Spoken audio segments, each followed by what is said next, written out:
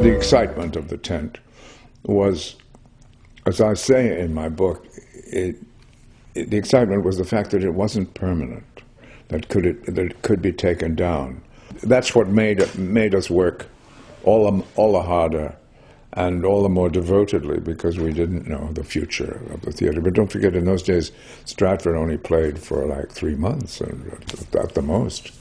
And then we could go back and do plays in New York and stuff. And then now, of course, it's practically a year-round thing. We'd forgotten that there was a matinee of Hamlet, which is so cruel and was so stupid of the management to do that, because you got 2 openings, Hamlet, then the next night, Twelfth Night. And of course there's a huge party, but both nights. And we all got absolutely bombed out of our skulls, and then somebody said, hey, you realize at 2 o'clock we got to be, oh my God, now, you know, Hamlet is it's not sweet, it's not cheese, it's not, and my friend, I write about Max Heltman playing the ghost, who had actually been celebrating in his dressing room, and he thought, oh, I think I better go home now. So he picked up it and was going home, and I said, no, Max, turn around and put your makeup on. It's the matinee. So he never left the theater.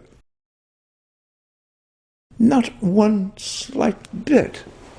Why? I mean, I saw Canada to me in its great glory days in Quebec, because Quebec was to me the most interesting of all the provinces, having the 2 languages. And growing up with decent food, it helps a lot, and wine at an early age, whereas the rest of the country was sort of rather, Calvinist in its views toward everything, food, wine, art, everything. Beautiful as it was and extraordinary as it was, it was only entertaining for me to be in Montreal. So I'm very glad when I had to go, because there was nothing very much else left to do in Canada. Once you did radio, which was superb radio, by the way, it really was. Some of the best in the world was done in Toronto. And I got in on that scene, and once that was over and television reared its ugly head in 1951, up here. It had started a bit earlier in the States and England, of course, but here it reached its beginnings in 50, 51, around then. And radio suddenly was dead, was forgotten as a source of drama and listening. And there was no reason to stay, so I got the hell out. And from then on, I just went.